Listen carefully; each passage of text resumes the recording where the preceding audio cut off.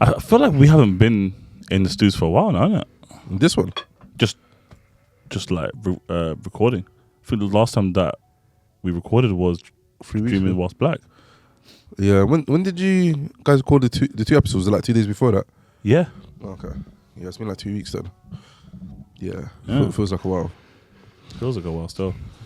Yeah, it's been a while for me, to be fair.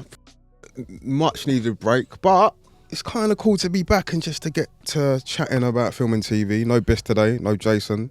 Why is Jason not here? Oh well. He's gone Why to is Biss be not here? with his babes. I don't really care. Oh, it doesn't matter either. Yeah, you lot tried it in the Dreaming Whilst Black episode. Or she tried it. She's a beg, man. What'd you try? She tried it. Yeah, just She's such a liar. She was like, Manny was like, oh yeah, I'm glad it's just us two or something. Or she said that. And you were like, no, you're lying. You miscast. Why is she bare capping for? I don't get it. I watched the episode. Just to say though, I must say, you lot did a really, really good job with the episode. We recently had the Dreaming Whilst Black cast and writer of the series. So we had Danny Mosley, who is the star of the series, alongside Ali Hughes, who is a writer, and he's been along the whole journey of the show from the sort of the web series in towards today, where the series is now fully fledged and it's in its second season, which is a mammoth effort and success when you consider how difficult it is to get black stories through the door and into the big time. And I think they've done a phenomenal job doing so. Absolutely. I think season 1 served as like an entry to Kwabena's world, played by Johnny Salmon, who's just a talented man, really talented mind, really creative, really funny. And season 2 is like a further delve into their journey. Manny, do you want to talk to us quickly about your sort of experience hosting and your experience speaking to the talents that came onto the pod? Yeah, shout out to Danny Mosley and Ali Hughes. I think just shout out to Sophie as well, works for BBC, that we're talking with Huss. She's the one that hooked up the interview for us, so big up them. Yeah, it was really fun speaking to them. Just also, to mention Sabrina as well. Sabrina? Shout out Sabrina. She was the one that dropped us a message and said, oh yeah, we want you guys to do it. She's really cool and she's lovely. And she's supposed to come on the pod soon. Yeah, she's going to come on the pod soon. Friend of the show, soon to be guest on the show. Shout out to Sabrina. Yes, sir. Yeah, it was great talking to them. I think I was really excited to speak to Amy Mosley, but also really excited to speak to Ali Hughes, because I don't think we've had a writer on a TV show, or even not. I don't think we have a writer at all. Not on the pod, no. Not on the pod. Well, they might like delve in. You know, like sometimes you have someone who's a director and a producer and a writer, but he's literally just a writer. So I was excited to speak to him in terms of because there's a new perspective in terms of film and TV, and his approach to writing, and also how he got into the industry. And it was fun. It was interesting. It was nice to hear. He's very funny as well. He is actually like a really. It makes sense that he writes he's more focused on the comedy side of things as well. Yeah. And we made a lot of jokes about white boy jokes about his ethnicity. He took it on the chin. So yeah, shout out to him, man. But yeah, it was great. It was nice to hear in terms of like how the whole team and cast, and even the people that were shouting out, the people that were doing makeup, the people that were doing hair, and them not shouting out other writers. You can tell there's a real community and family feel within people that work in Dreaming Whilst Black. So that's great to see, great to hear. So hopefully when season 3 does come around in the future, which it should do, it'll be nice to have some more of them on the pod, just talk about it a bit more, or even seeing some of them working in other stuff. I know Ali mentioned that him. I might not be able to say it, but it'll be great to see them do other stuff. Yeah. Did he say it on the pod? No. I said it to you, but behind closed doors. Yeah, but I think it should be fine, but I don't want to risk it. Yeah, no, it's not worth the risk. Fair play, man. I think you did a great job, and I think what's important about the show is now spreading awareness, because we was at the event the other day, luckily, and I think the interesting thing was the guy that's behind, I think, the production company for the series was just talking about how important like those first 14 days are for the show in terms of longevity, in terms of how much push we can get behind it to show the BBC, to show A24 that it's worth backing. And A24 backing the series is big. It's really huge because A24 has become, it still has the indie vibe, but it's become a major publication, a major studio within the realms of film and TV. So an important one for sure. Huss, you was there as well. What did you make of the evening? What did you make of the series? Is there anything about the series that you really enjoy specifically from what the episodes you've seen? I think it was I think especially with season 2, it's definitely, I didn't expect it to have as much progression as it did. Okay, I thought it would just carry on, with the same vibe, but they actually kind of like delved into like certain storylines. Okay, like really like and super well as well. I think meeting the rest of the cast, on the event day, gave me everything that you guys just said about how like close they are and how kind of like the chemistry was like this. You know what I mean? It was so smooth and stuff. And I think the guy that spoke about the production stuff is I think that the company's called Bounce. I think it's called Bounce Entertainment. Might be Big Deal Entertainment. Maybe, yeah. I think it's Big Deal. Oh yeah. Like I saw them kind of at the bar, and all of them, there was like 9 of them, they were all hugging and smiling and laughing and everything. And I was like, man, it's such a good vibe, bro. Do you know what I mean? So the second season for me just accentuated that even more, bro. Like everyone seemed like they knew their role, they and I reckon we could have interviewed anybody from the cast and had a great interview, man. Yeah, I agree. So I agree. So yeah, like overall, if you haven't seen it, please do go watch it. It is super dope, and obviously Showtime picked it up as well, which is huge. So yeah, man. Right.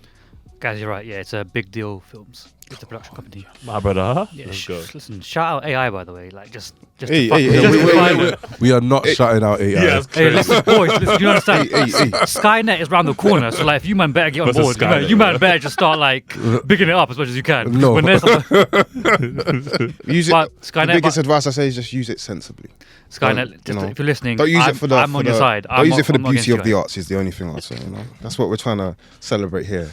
Now Dreaming Us, but season 2 takes the story forward. I just might as well get into like a mini quick review of just season 2. Yeah. Post-creditscene podcast, full HQ original, lovers of film, TV, and theatre.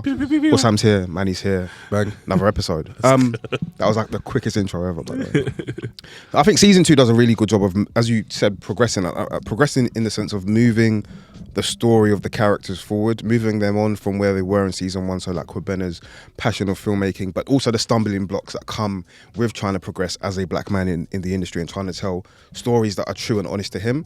And I think it's a conflict that we all kind of face in different ways, as being like, you want to progress your career, you want to progress your opportunities, but then you also have the idea of trying to have integrity in terms of who you are and what you believe and what you want to stand for.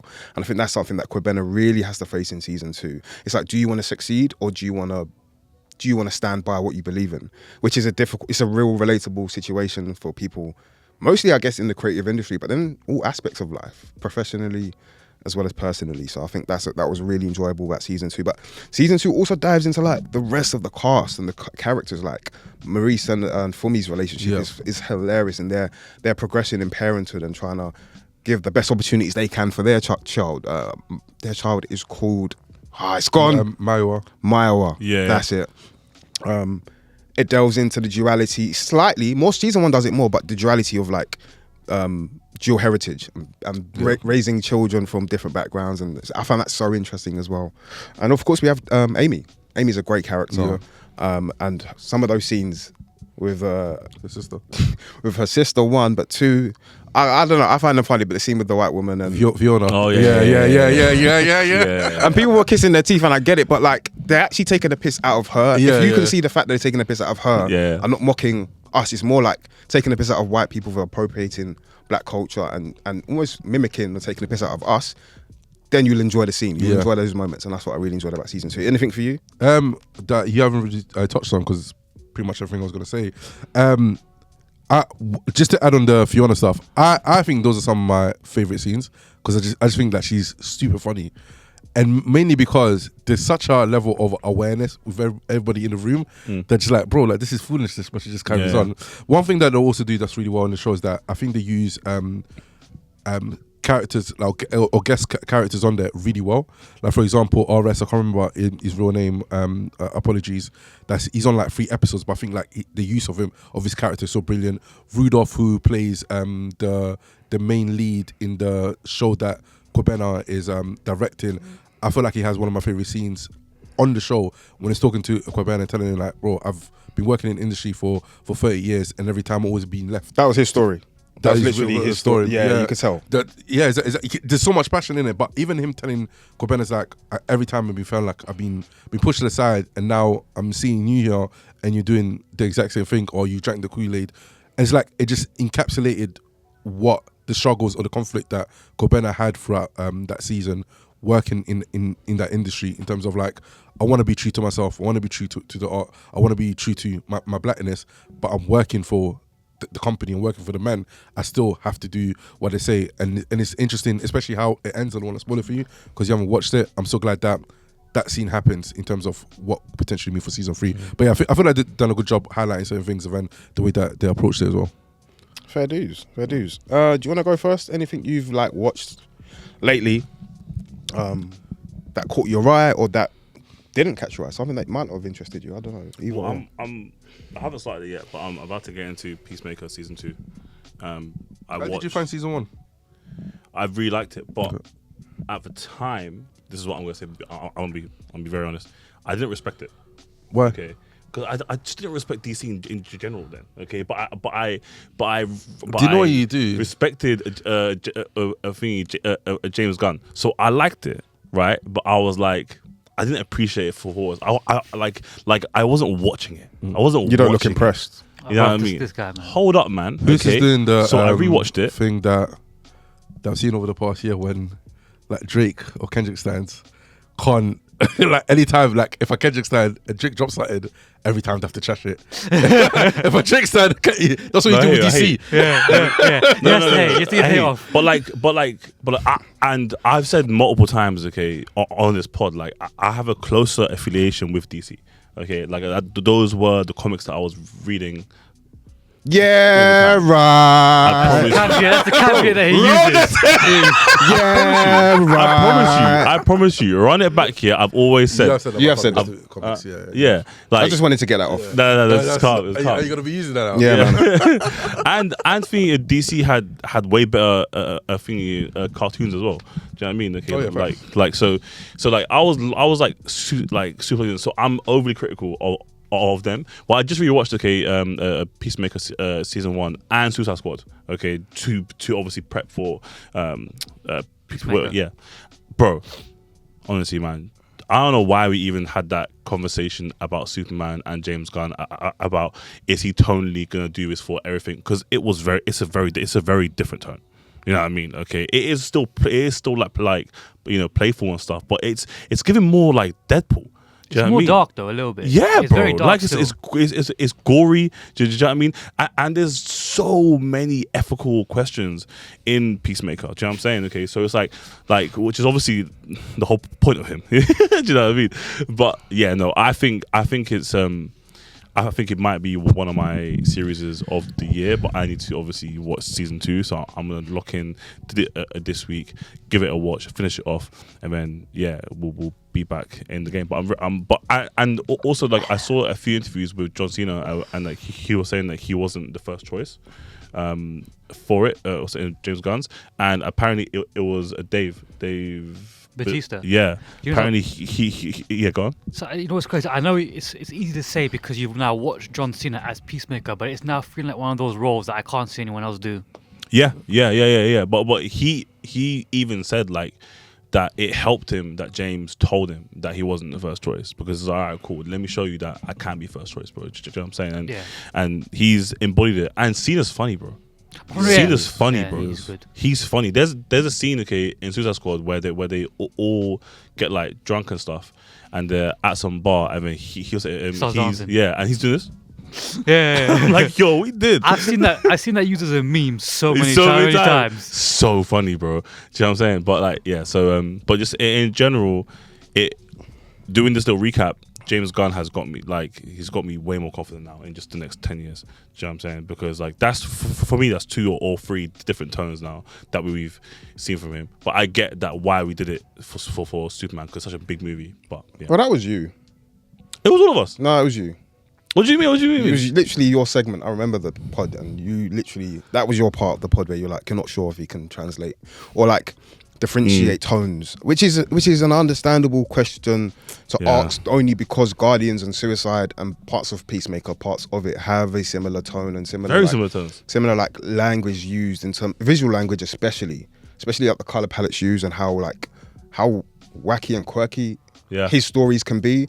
And then when you intertwine that with his like love for music and how he puts all of his love for music into his art. Go on, man. You can see where the questions would come. I think Peacemaker as a whole just has a lot more adult themes. So it's not restricted by like a 12 age restriction or anything like that. You can see it's made for adults.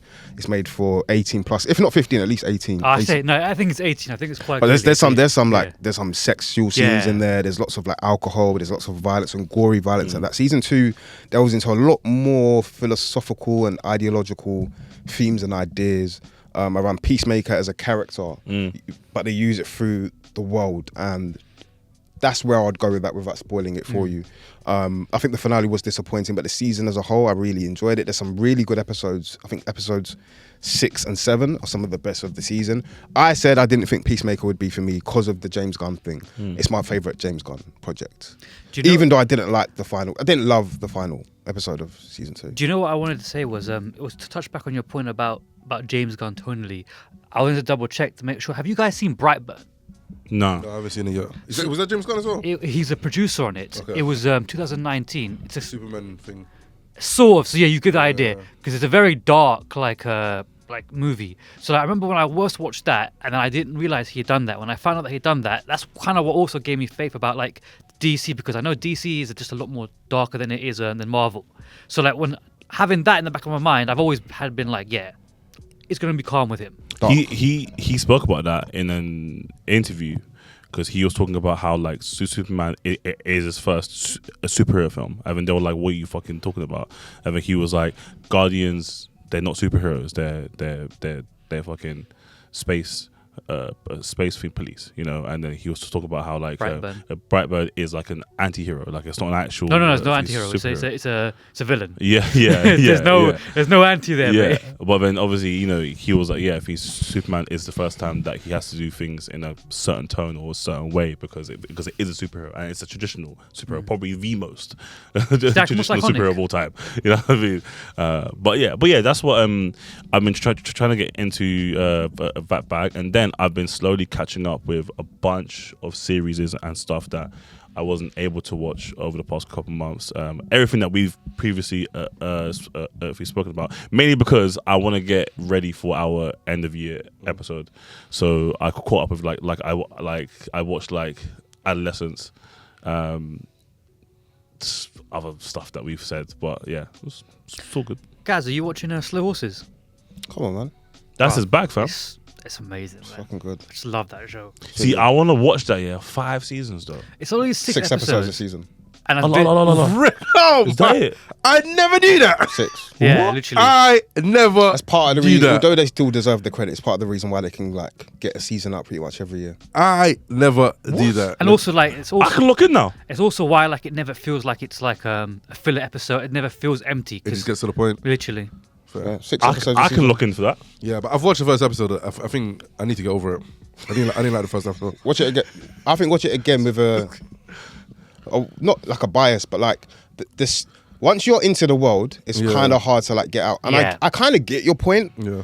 But the series also has, because it tonally it can be a bit jarring, and I think once you're used to the tone of the series, and I like the fact it's kind of like a flip on what you get from the typical spy genre where like everything's so stern and serious.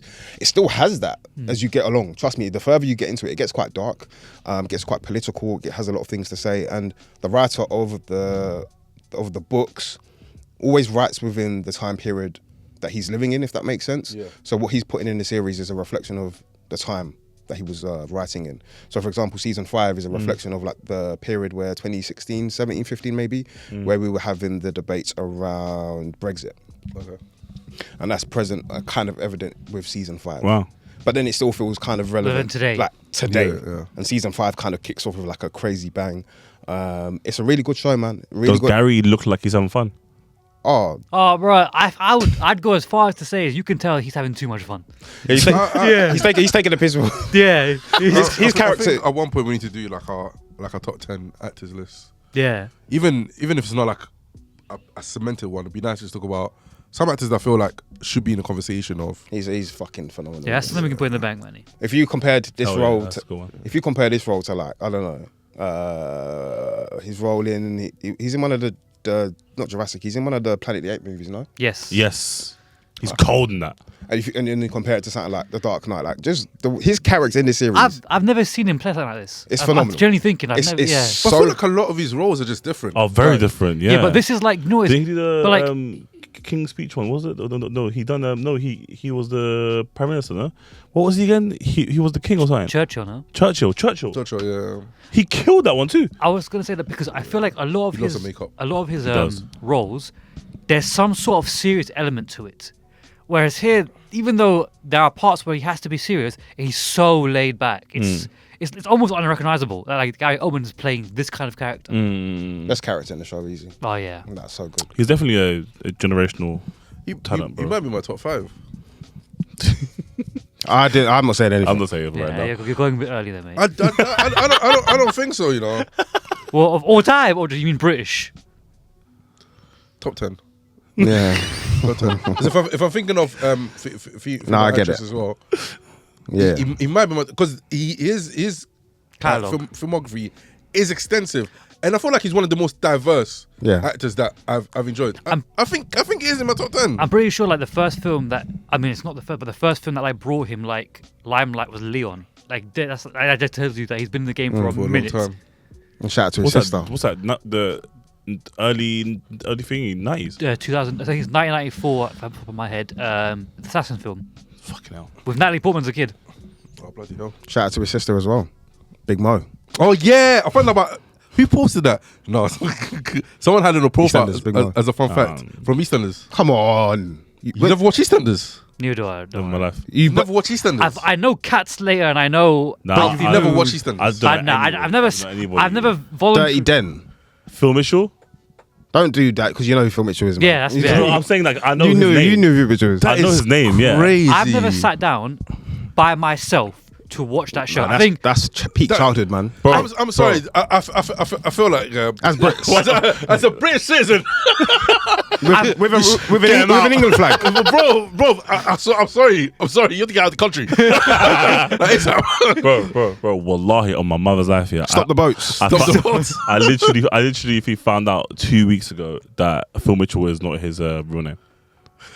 Charles told me that. Because Charles watches it. Oh yeah, Charles is the Charles oldest I know. upset every day. I've stopped now. He can tell like, but it's never ending, innit? It's like every day, nearly, no? Yeah, that's long. It's like Yeah, 4 or 5 My- times. it's simple. Same thing with Emmerdale. Same thing with Coronation Street. My see, my one was Coronation Street, right? And Banger. the only reason why is because The Simpsons was on at 6 p.m. and then 6:30 was Coronation Coronation Street. So No, sometimes I'm just leaving it on. Oh, Hollyoaks was 6:30.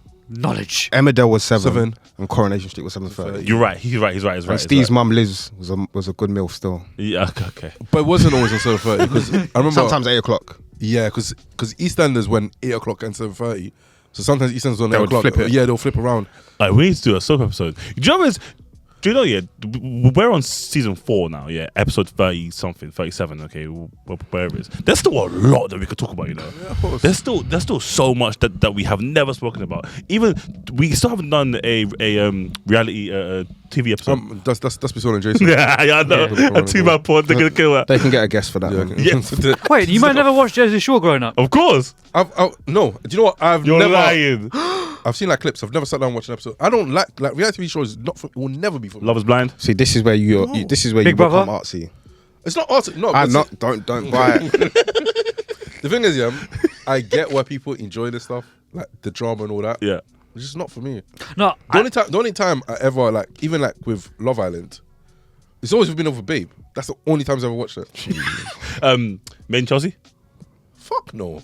But yeah, I was If I'm locked gonna in. watch Love Island, what am I gonna watch Made in Chelsea? I was locked into that for years. There was even one Asian one was like I think they were Indian. Desi Rascals. No, something else. that's brazy. or something else. You I can't sure? remember. What's it called it? Desi Rascals. No, it definitely wasn't that. It definitely wasn't that. This The is like 2014, 2015 when I watched it. Yeah, it has to be that, surely. There will be other ones. It doesn't matter right now. We can move on. But yeah, reality TV shows and me don't go together, bro. You know something? I am there with you. I mean, I watched Jersey Shore when I was a kid when it first came out because of the hype. But It's not for me. I think the only one that I might have watched by myself, like, might have been Big Brother. yeah, I think everyone did. Oh, yeah. And that was like the original Yeah. That's fair original enough. TV show. Yeah. That's fair enough. When there was the drama with Triple Shetty. I remember that one. Bro, my favorite one is the drama with the girl that was like, he hit me, but no one touched her. I saw that on the news. I never watched it. What? Yeah. Bro, that was crazy, bro. She literally said, like, this guy was like, oh yeah, like, Yeah. like shadow boxing, yeah. And then she was like, yo, like, he banged me, bro. Okay. Yeah, You know what I literally, mean? she Yeah. made out. Like, Yeah. yeah. And then she came out, and then she was like, he definitely banged me, yeah. And then they were like, bro, look. And then she went, Yeah, and they were on him, and then I think one of the girls were in the room, and Big Brother was like, "Why do you think he hasn't been kicked out?" I was like, "Oh, so she's lying." yeah, fine. That's prime TV though. That could never happen now, you know. That could never happen now. That could never happen now. With the way this country's going, bro, the way the world, all the problematic shit is coming back. Yeah. I'm telling you right now, all the problematic shit is coming back. Facts. Facts. What would you guys be interested in hearing about? I've got a list of options for you. Go on. Him, Mm-hmm. The Smashing Machine, I watched that recently, actually. Let's talk about that. or Huss Guinness. Oh, I watched that recently as well. I want to hear about That's House of actually- Guinness, but I Yeah, feel let's like go Smashing Machine House of as well. Guinness first. Yeah, for sure. You don't want me to cuss out him quickly? That's fine. No, No, do go- it, go- I do can it, save him. do I can it. save him. I've watched both And you know him what? and Him's not Thingy. even. Let's do him.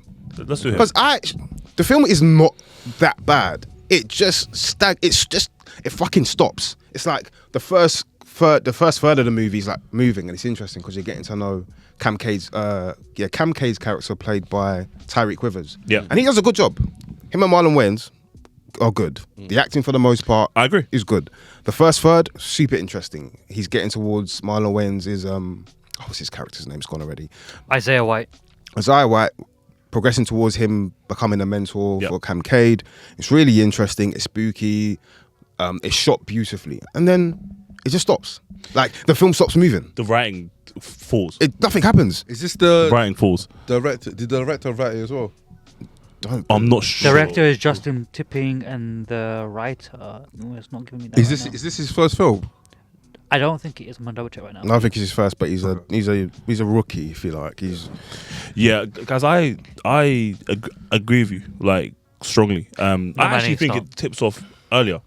Like I think like the characters. I saw someone say this, okay, as I was walking out. So shout out to you because I'm still in this, alright. But they were like, it felt like the actors were method acting when there was no method needed in the acting.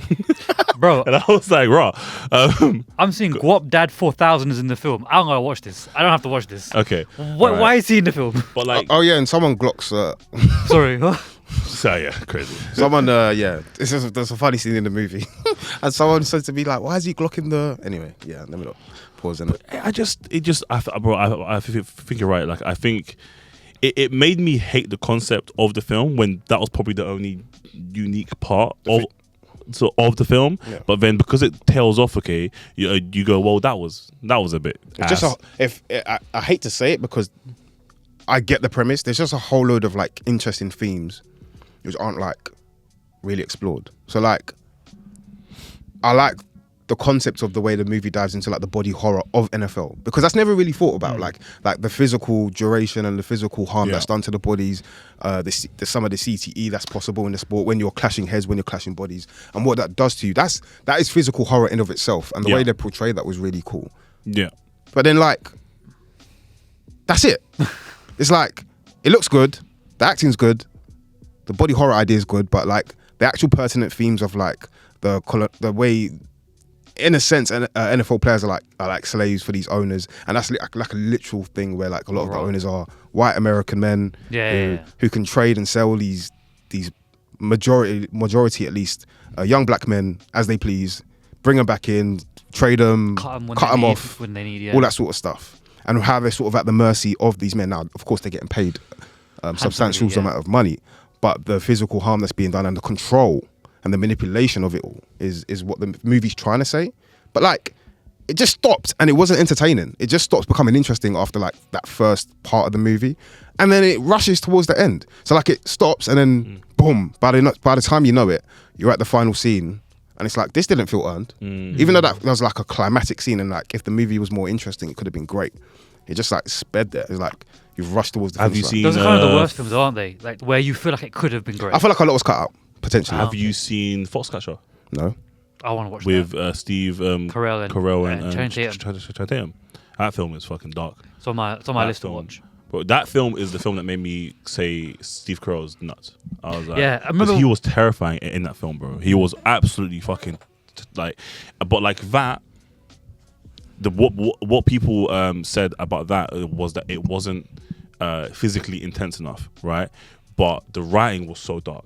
Okay, Right. Whereas like I feel like him could have used more of that, like more of like the storytelling part of what the theme actually was, right? Whereas like it's in Fox Theme Catcher, it was literally written to scare the fuck out of you, with your like imagination just like running wild, and it was because obviously like Channing Tatum was like a big you. I remember like it came out after the whole like I want to call it wrestling scandal. Not even wrestling, the whole like pretty boy phase as well of like Channing Tatum. It was like now he's turning into the serious roles. The same thing with Steve Carell, because it's right. I think in the middle of The Office, you're like, he's doing this. Yeah, but obviously like that whole film is like based around like the power, dynamic in sports.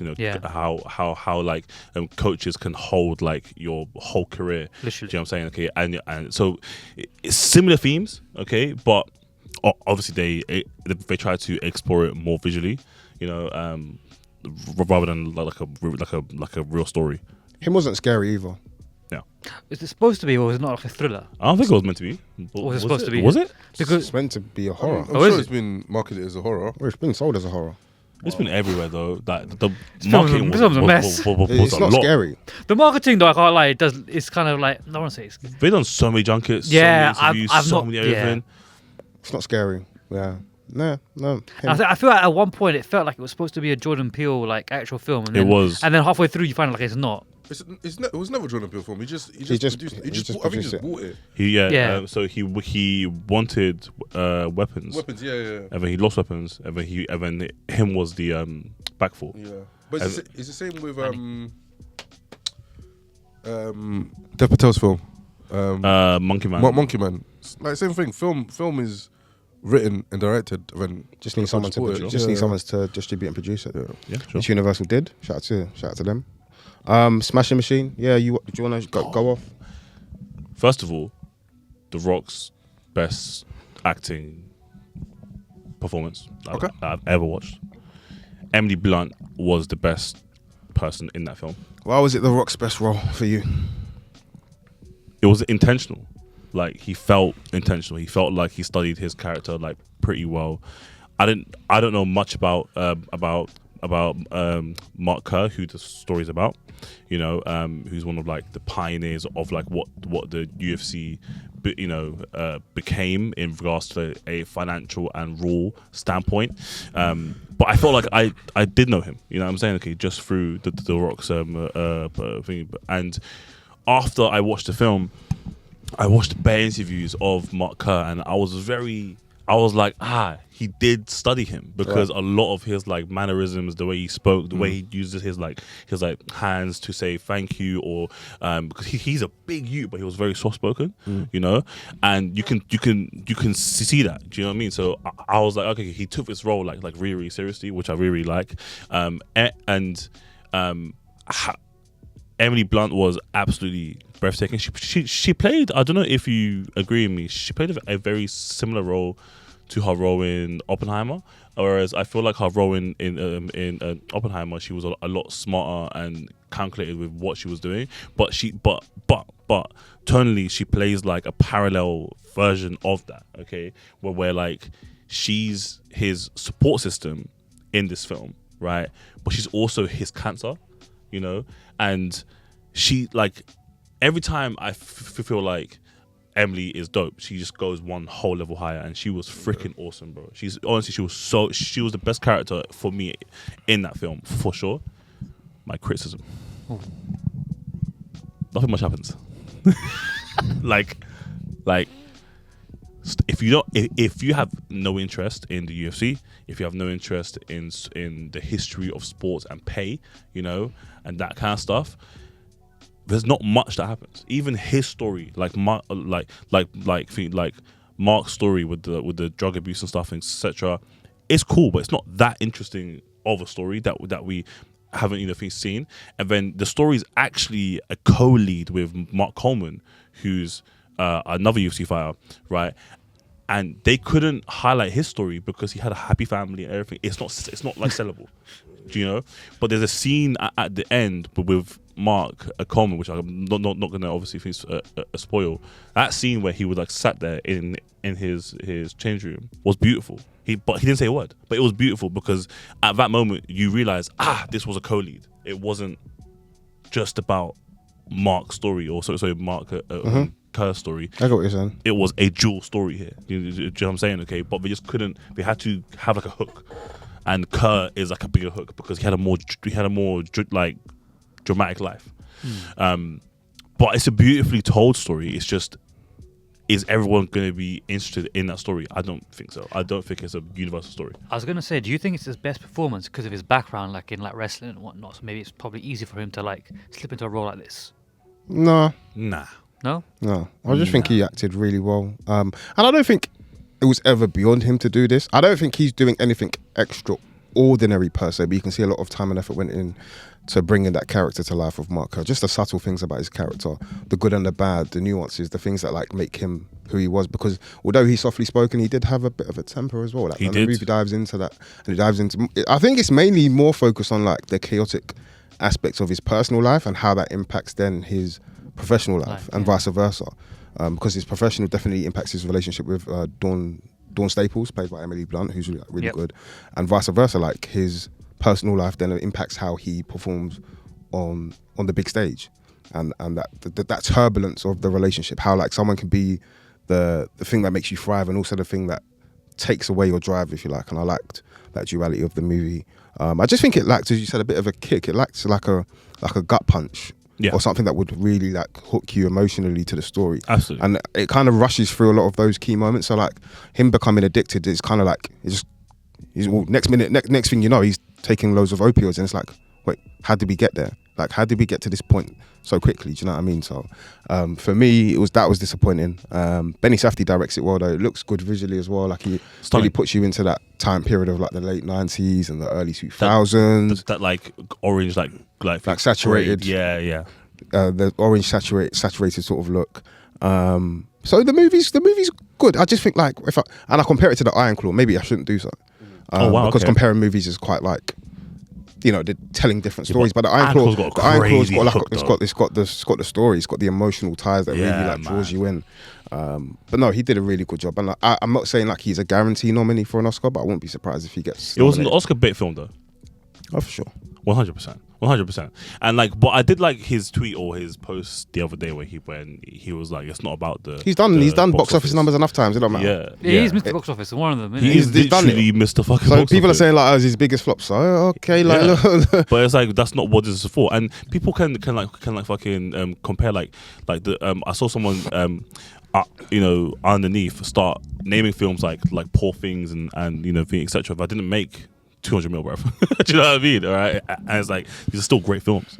You know, so like, and I liked his reaction that it was about telling the story in like a beautiful way and stuff. And you know, like a nice undertone of the story was how they were part of this tournament, right? And they had to fight like 5 people to get to this final, right? And to win the whole prize was 200k, and it was all in Japan because at the time the UFC was banned in the US, so the UFC was only being streamed in South America and blah blah blah, and it tells like a story was like these people are risking their fucking lives. Okay, they're getting mad injuries. Okay, they're breaking stuff. For a possibility of winning 200k, not a guaranteed. Yeah.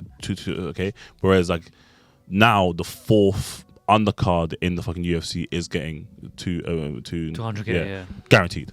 You know, so it was like it was that story as well. Like these man like walked, so obviously you can run. Exactly. You know what I'm saying? And that was beautiful, and that was more Mark Coleman's story. I think. I don't think it was Mark Kerr's story, but I think it was that. They were the Wu-Tang Clan of the UFC. Facts.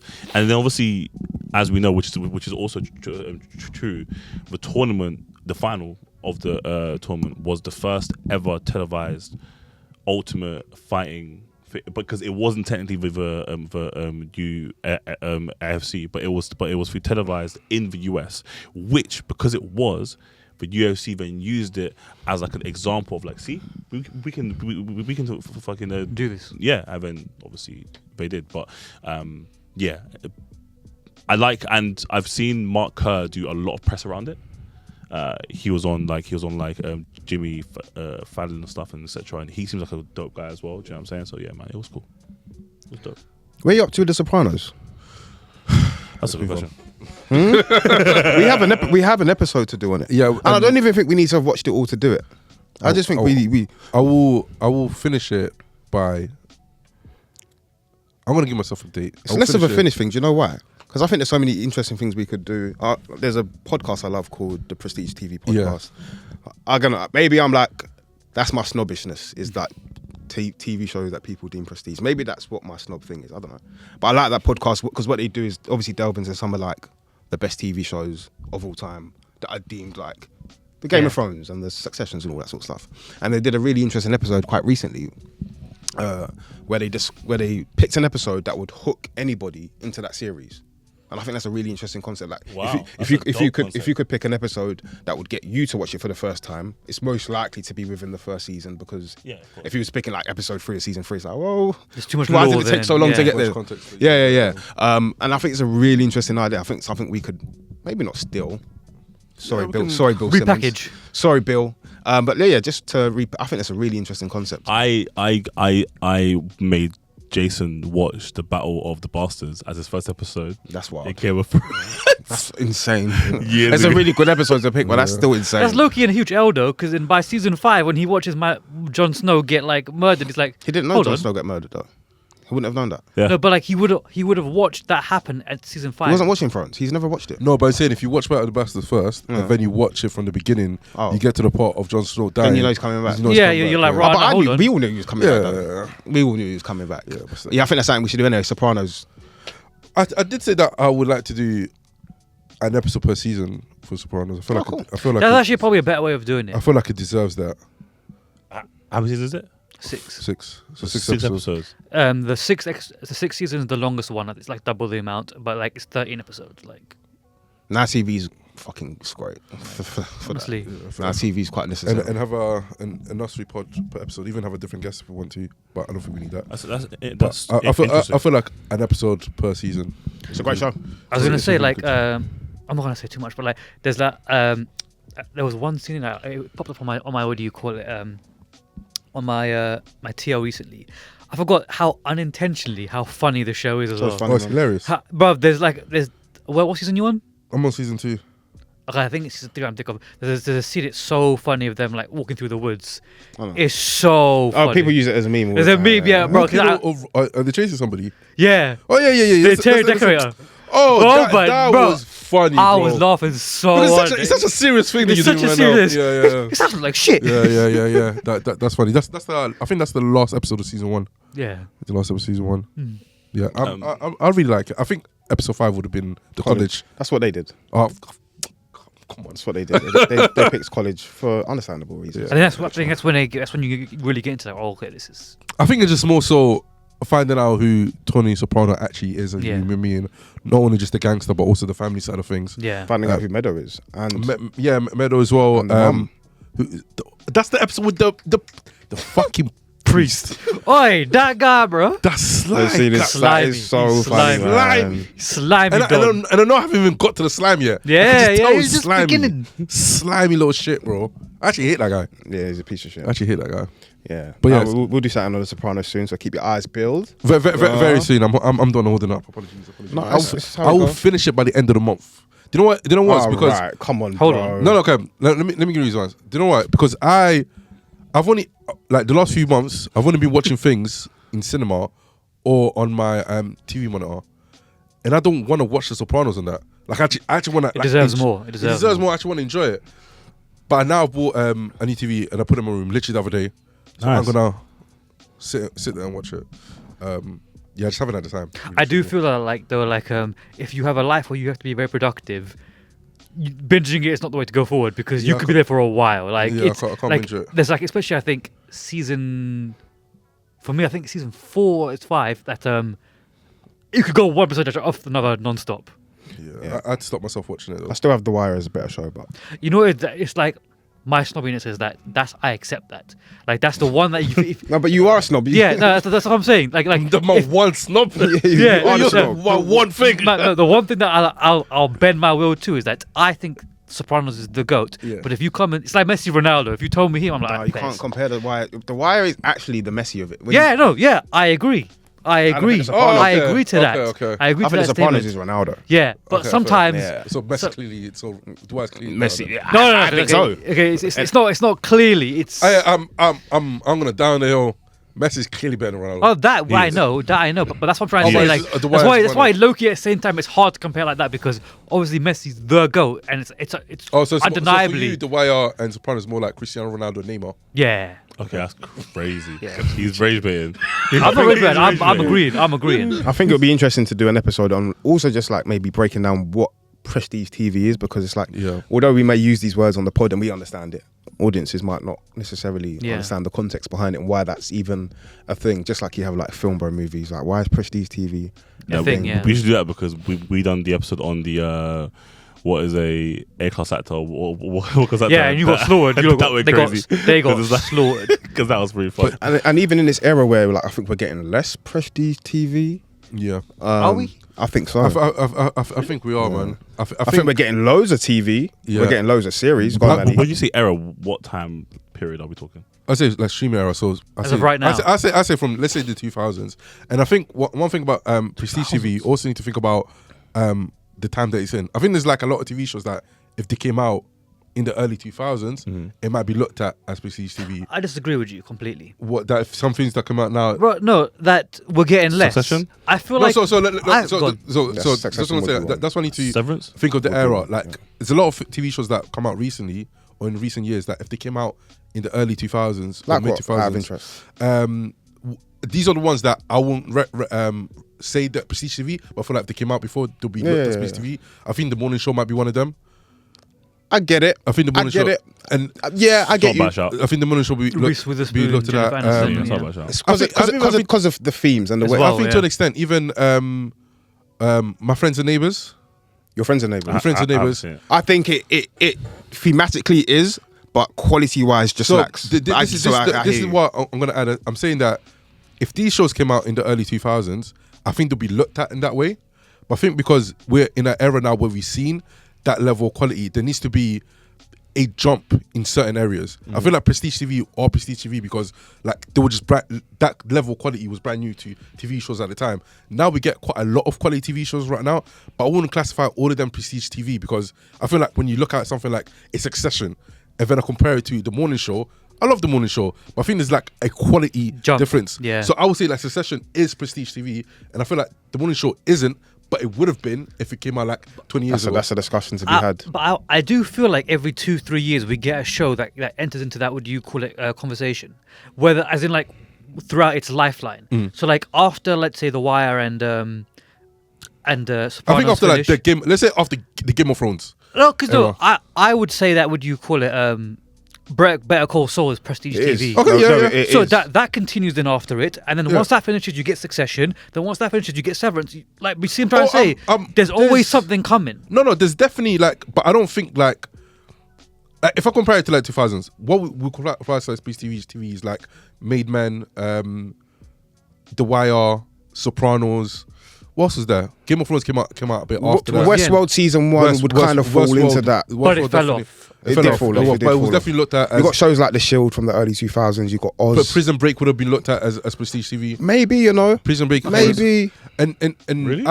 Yeah, 100%. I think the first season, especially. I think because of the concept, it's so like. Yeah, when it first came out, and it's so radical in the concept. And this goes back to my point in terms of like, I'm not saying that TV. We get a lot more TV shows now. 100%. I think like if you want to say it's harder to differentiate. Yeah, and I feel like there has to be a bigger differentiator or a bigger gap in terms of like what makes something the entry point. Because there's a lot of TV shows that have unique concepts. Narcos, for example.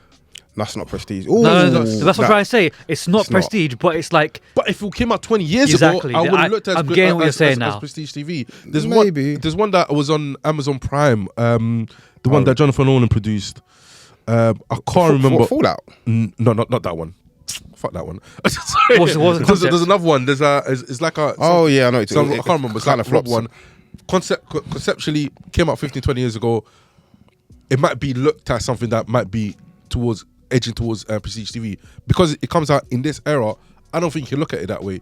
Again, I feel like if The Sopranos came out now exactly the same way, we won't look at it the same because we've seen The Sopranos. We won't because I think certain things will always stand the test of time. No, and but you know, to keep always like bring it back to this. So you know how they say like some footballers they couldn't play it back in this time and this time. I feel like certain like films and TV shows. If they are at a certain level, no matter when they come out, I think you could bring out The Wire today. Yeah, and it's going to be the test of time. Yeah. Because why I'm saying that I can't is because we already have in a situation where a Wire hasn't come out, then yeah, sure. That's the point, though, no? Yeah. No, but I'm saying what come out today because we've had The Wire. Now we have had other TV shows that have borrowed and taken stuff like from The Wire. Any like what's the Damn it, Injustice one. I was going to say, don't say that. Snowfall. It's not. That's nothing like it. No, I'm not. I'm saying Snowfall. I'm not Atlanta. saying nothing like that. I'm not saying there's like a copy and paste. Yeah. They've taken stuff from the stuff that you can see from TV shows or that's something similar to, I'm not saying the show itself is similar, but I'm saying there's elements. It's like, for example, Odyssey 2001. Yeah. You can look at Interstellar, you can look at Gravity, you can look at Arrival, and you can see stuff that's been taken. Yeah, you can see the DNA. 2001. I'm not saying that. I'm saying if 2000 Odyssey came out now, not being 2000 Odyssey, it's not going to be looked at the same way as 2000 Odyssey came out in the 60s. Not because the quality is different, because there's been so much since then that's already borrowed from that. But it doesn't feel as new. But my only thing to that is you don't know, unless the thing actually arrives, you don't know if there's anything else that's going to follow that does it similar. Yeah. So I think I get what you're saying, but like you have to have it for something else to take from it. Yeah. And I don't think any of the shows that have even taken from it, like let's say Snowfall, which I think is a good show. It just quality-wise, I think for me, it's the themes. The themes are the key thing for me to deciding how prestigious something is, and then the rest follows, like the acting and how well it's produced and the cinematography. All that stuff really matters, but the themes really matter. And I think that's maybe what, like, we don't get, as you said, we don't get Snowfall without The Wire, right? That's kind of what you was kind of like leading towards. I think the version of Snowfall that we get would not be the version of Snowfall that is without The Wire. And my argument is not necessarily that it's a like-for-like comparison. No, I get you. It's just more so like, when I said the Sopranos drop today, it wouldn't be looked at the same, not because of the quality. I think the era definitely matters though. Like, 100%, because it's just more so like, part of the impact that The Wire, the Sopranos... is the time that it was made. Is the timing that it dropped. Oh yeah, 100%. That's the because it's a reflection of that particular period. And also the fact that on the back of them not doing this, other TV shows have now influence that it has. Yeah, taking influence there. So if now like a copy for paste Sopranos drops today, it's not gonna have the same. It's not gonna have the same. But you don't even get like today. Mafia stories just don't matter anymore. Like the concept of the mafia, it's died. It doesn't exist. Whereas even in films, and the Sopranos captures like the back end of it when it was already on the decline, but like kind of like makes you think that it's not within the context of the show. Whereas really in real life, the mafia was like coming towards the back end of it because the whole like concept of them being recorded when they're speaking about what they're doing and snitching and all that sort of thing, and corporations as well. Like you'll see at Sopranos about like it touches on like that kind of stuff as well. Yeah, I get you. But the pit is one that I'd say is prestige. Watch the pit. I haven't started medical drama banger. It's the best show of the year for me. All right, best show of the year. It's gonna be my number one. That's my. I'm gonna dive into that. We should do at one point a draft list, and we can only pick like specific genres, like because you mentioned medical dramas.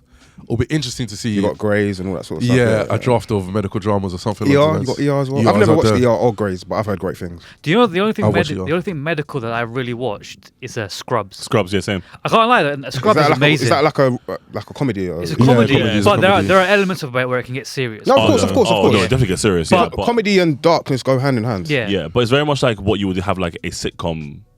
Yeah, that makes for sense. a But medical again, as well, you know something. part. It fits to what these men are saying. It fits actually that era. I think about it because it kind of like end of 2000s, 2010s.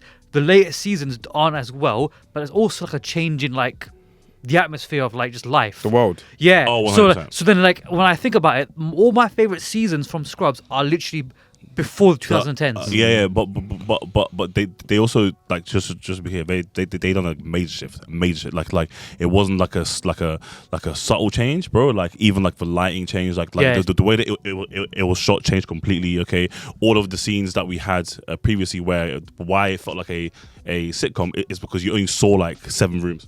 Do you know what I mean? literally, yeah. Whereas like now you're seeing like a whole lot more, and then also they brought in the whole like a young tech people quickly. Cast, yeah. Dave Franco. Yes, that was on it, yeah. Was in it as well in like the new part of it. Do you know what I'm saying? It was very like they tried to adapt quickly, but lost. I think anyway. They lost like a lot of the soul of it. Yeah, the soul went. Yeah. completely. Quick one. What was your favorite episode of Scrubs? I feel there's only one answer. Okay, don't do that. Manny, to could me. you put it on charge for me, please? Yes. Favorite episode of Scrubs. Oh, bro, that's crazy. That's I crazy. have There's no not one idea. answer. Oh, there's so many good ones. Why? Wait. Oh, is it a different thing? What's your answer? The one with Brendan Fraser. Oh yeah, Brendan Fraser was a cameo. I forgot that Yeah, episode, bro. I think that's a top tier. he's someone's brother again. Who was he again? He's the guy, the main guy, not the Is it main. Dr. not the main- Cox? Huh? Dr. Cox or Not JD? Not JD. Which one's Dr. Cox again? I think it's Dr. Cox. Dr. Cox is the one that the approval that he always wanted. Yeah. Yeah. But I don't think I'm not sure if it was his brother or his best friend. I think it was his best No, friend. you're right. It is Dr. Cox's brother because JD's no, it's not. It's not his brother. I think it's his best friend. It's his best friend because I remember like It's his best. Yeah, it's his best friend. His best friend. because who's the one that starts dating? I think her name is Elliot. What do you call it? Or that might be her real name. Like the one that the blonde that basically JD had that comes in with that he has a crush on.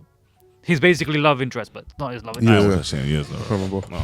Yeah, I don't know. Brendan Fraser. I remember his face now from it. But So much. I think Cox's best friend is. I'm sure it is. Yeah, great episode. I think that's like one of my favorite episodes.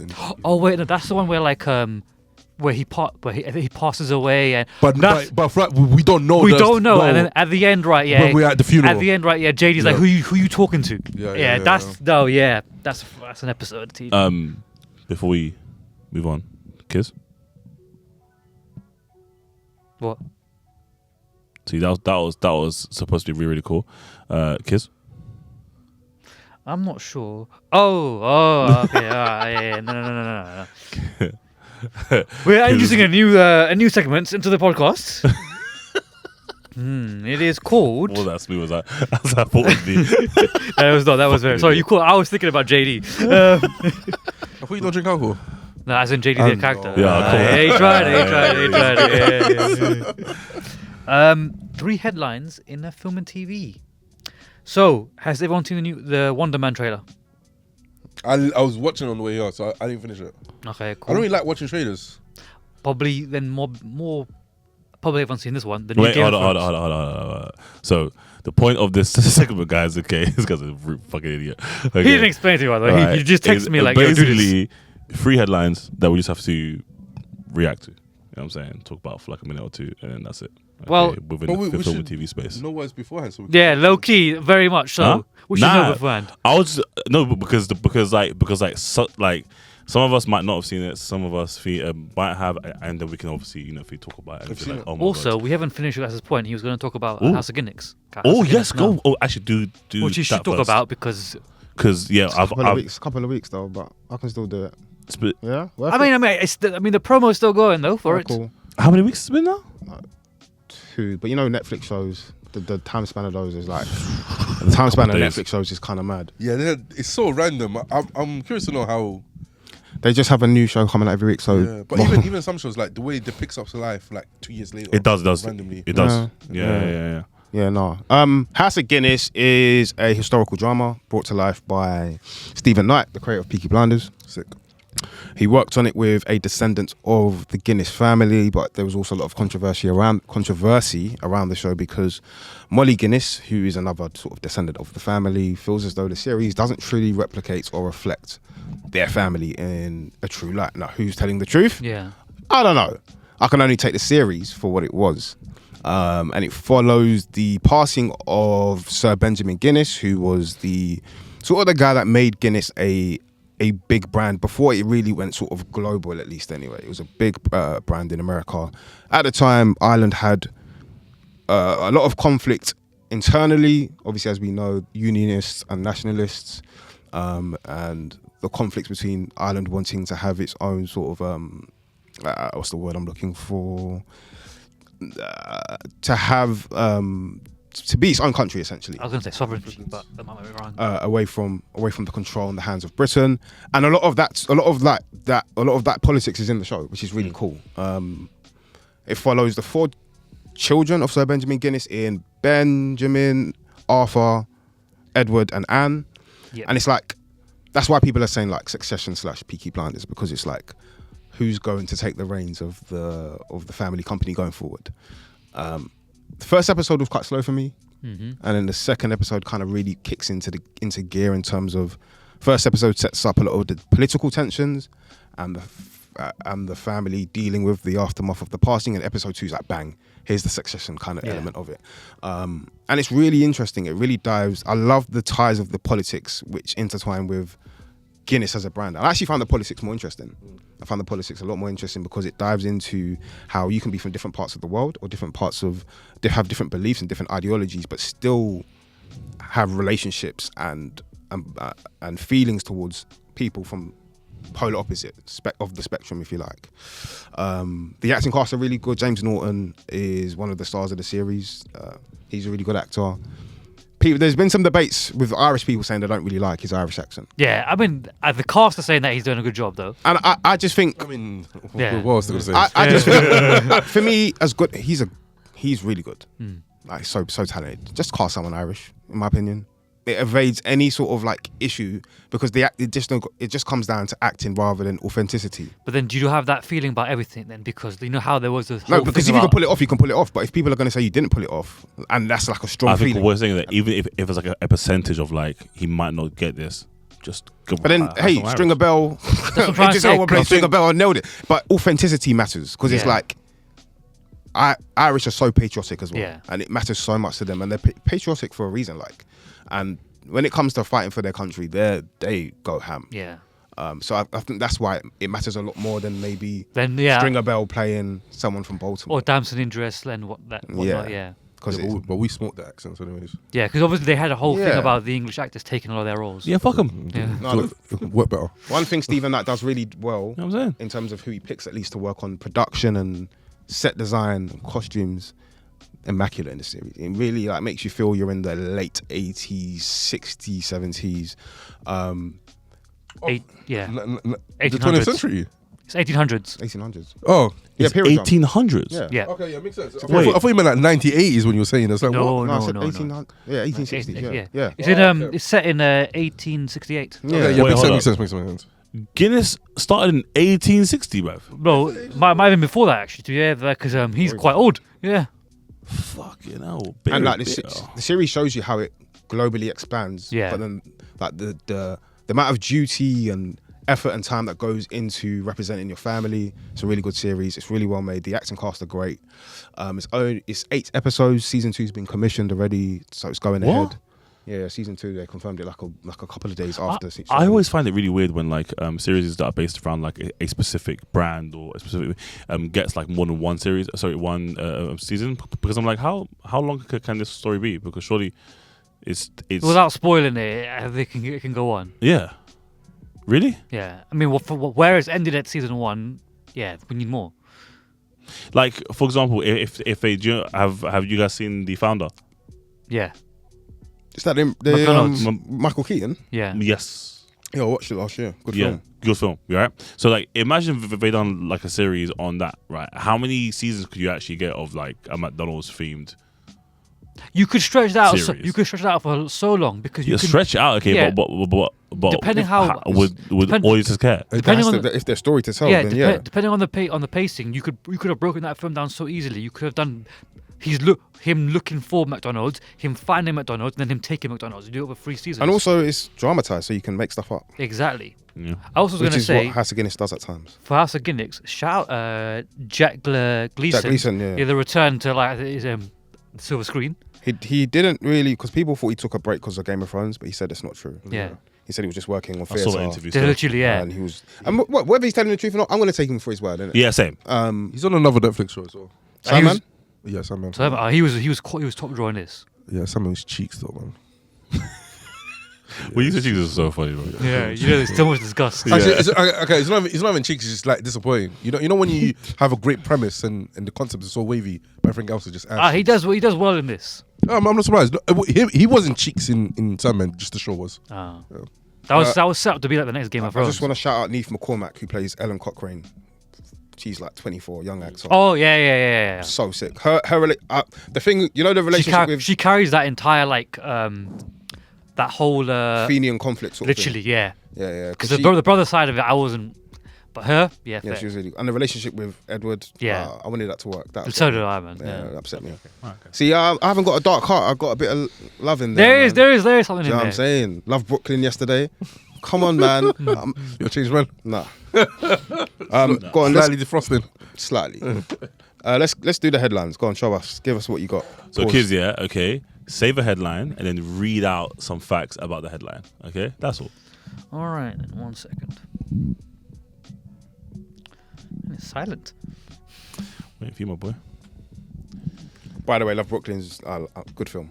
After The Hunt, When's it out, I by need the to way? sit with. It hasn't got a distribution. Do you know that all. Ayame messaged me yesterday after she watched After the Hunt? That doesn't have any. So it released in the US. You know, I've never. When I see people do What's that about? After the Hunt. Yeah, it's not great. Shit film. yeah, I heard it's not good. Honestly, it was the longest 2 hours. It says a lot of nothing at the same time. That's what I'd say. When I see other people do interviews, like I've never like been jealous or it's like, oh, I wish I was there. Not really. I saw Nina talk to Nina? what's her name? Not Nina. Young Asian girl? Yeah, We saw her yesterday. Nina's her name, right? Nilla. Huh? Nilla. Sorry. Saw her yesterday. Lovely. And she was I think she interviewed Ayo and Andrew Garfield. It's like, She didn't get to speak to them. But she didn't. I think they just kind One of. time it's like, oh, I wish I was They there. saw her because she had a shirt. You remember Yeah, she had the Ayo Debris shirt. She was with with Claire, as always. Oh yeah. Yeah. This guy fucking interviewed Paul Mescal, fam. Sick. Jeez. Yeah. Come I on. was gonna say, so has everyone seen the trailer for Wonder Man? No. I have, yes. Yeah. Cool. So Wonder Man is an upcoming Marvel Studios miniseries. It is a meta-comedy satire about Hollywood that will premiere on Disney Plus. This January. Yeah, January 20. They pushed it back. Yeah. Cast includes Ben Kingsley. Wait, whoa. Can we start with the lead? Oh, I mean it's just the name, innit? But yeah, the lead is called. It's Yahya Abdul Mateen. You got there. Yeah. Who's seen? Have we all seen Watchmen? Yeah. Yes. Because he was cold. He was cold, Good, Watchmen. innit? Yeah. Watchmen's good. I haven't finished it, but I like the show. Ben Kingsley, and I did not see this person in the trailer, but Ed Harris. Yeah. Okay. I'm seated. I am now ready. I think. Yeah. You do the headline first. So what were we all saying about that then? So we all looking forward to this? I am. I'm intrigued. I think you're gonna love it. You know? I said, like I said, I watched the first 30 seconds of the trailer. That's what really got me. Is like, the trailer, it's completely like different to anything Marvel has. But obviously, I didn't know it was Marvel. Yeah. You just said it now. I didn't know it was Marvel. You just said it now. bro, like as in, not only is it like fucking, it's like MCU, like I feel like it's the back end. yeah. My mind tells me it's towards the period where they were starting to try to Reset. make changes to how they were making shows. Yeah, I you're can't right. differentiate and say for sure if it had a showrunner, but I'm almost certain it's one of the shows that's like going to be like the new set of shows going forward from like X-Men 97, Daredevil season 2, Vision Quest. Yeah, Vision Quest. It's going to be a lot of those. Correct. So whether they're good still or not is another question, but at least there's a bit of direction and someone steering the ship, if you like. Yeah, and I don't actually know much about Wonder Man comic books. Like I actually avoided them growing up just because I didn't like the name. I'll be real. I just thought it was a bit cheesy. You know what I'm saying? Okay, but like seeing that free trailer, just the direction of how they're doing it got me gassed. You know, and yeah, so like, you know, and I like that in the trailer they didn't lean into any of the superhero stuff. Yeah, it doesn't look like it's a superhero film. Well, it's a superhero series. It literally seems like it's on face value. It seems like, you know, like a show about someone trying to like get a role, isn't it? Yeah. So yeah, super excited, man. Super excited.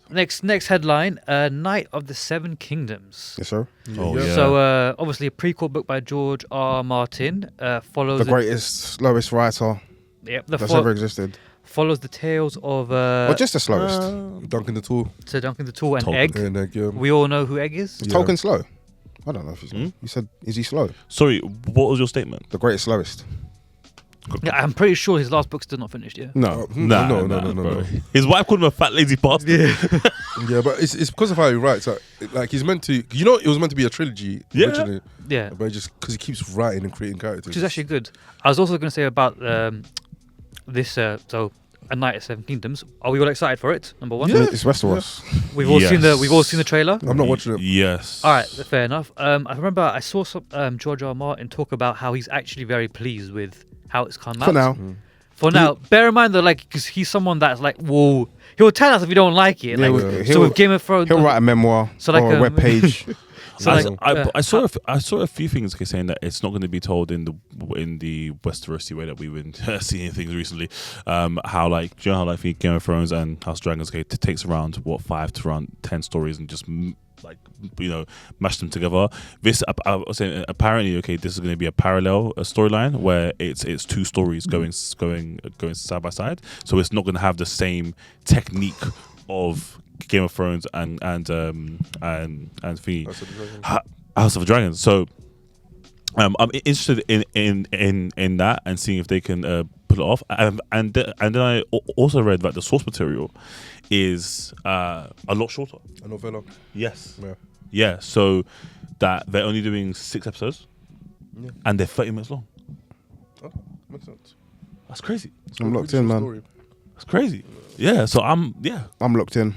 all right. So what do you call it? The last bit of news is there has been circulating over the past week is that a certain someone is coming back to the MCU probably. Kang. Oh yeah. I don't believe that. I do, bro. Apparently he was spotted in Disney Studios in London. I don't believe it, man. Kang was good character. Yeah, Kang was good, but yeah, if he comes back, I don't know. I'm not like mad excited, but he was good for sure. I think he'll come back to die. I just don't see the point now. We've already. I got the Ant-Man film completely ruined the Kang character for me. He lost the sense of gravitas to you, bro. I absolutely hear you. Okay, but like, you know how important Kang is to kind of like Doom's storyline, especially in like Secret Wars and Battle World. Like they're literally like side by side for a lot of it.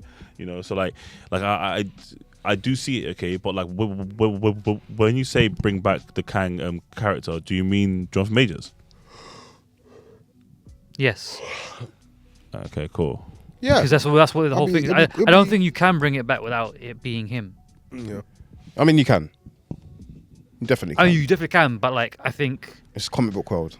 Yeah, but we've seen that done loads of times in movies and TV shows. It's just whether people will be receptive to a different version. But I think they will. And then I want to finish off by just quickly saying rest in peace to Diane Keaton. She passed away yesterday. Did she? Yeah, at the age of 79. Oh, wow. Rest in peace, man. That's crazy. Obviously part of the Godfather trilogy. Mm-hmm. Yeah. My son. Well, that is a wrap up for today. We are the Post Credit Scene Podcast, 14HQ original, lovers of film, TV and theatre. Shout out to Manny, shout out to Huss, Kiz producer. That's us. Over and out. But. Is there a fucking charger for this phone? And then going forward with this new segment, tell them beforehand, so now I can prep for it. Alright, cool. And then also with the new segment, okay, basically I want you to have like 2-3 questions per headline. So we can actually- Do you know what I should do? If I prep for it and not get told mid. Yeah, Sorry. just send the thingies in the chat. Yeah. No. I mean, I thought the idea was that I would just spring it on you, or do you want me to like send it in? Yeah, like Because if you spring ours and we haven't watched it, there's nothing like for us to contribute. I think cause I suppose it like the reason why yes and no to that question is because at the same time, right? Yeah, like I suppose you don't want to answer like how we answer do the pod, innit? exactly. So we don't like, want I want you guys to be like, if you haven't heard the news, you're almost hearing Reacting the for same the time. first time. I think that's fine for news, but for traders, then Yeah. surely we have to Okay, watch cool, first. okay, But yeah. everything else, like, the Jonathan But- Major thing was fine for us not to. Yeah, Yeah. the idea of it being though like just what happened in Yeah, cinema yeah. this weekend. So obviously traders are going to be a big thing because they're are you excited, etc. Hi, I'm Lashana Lynch, and you are listening to the Post Credit Scene podcast.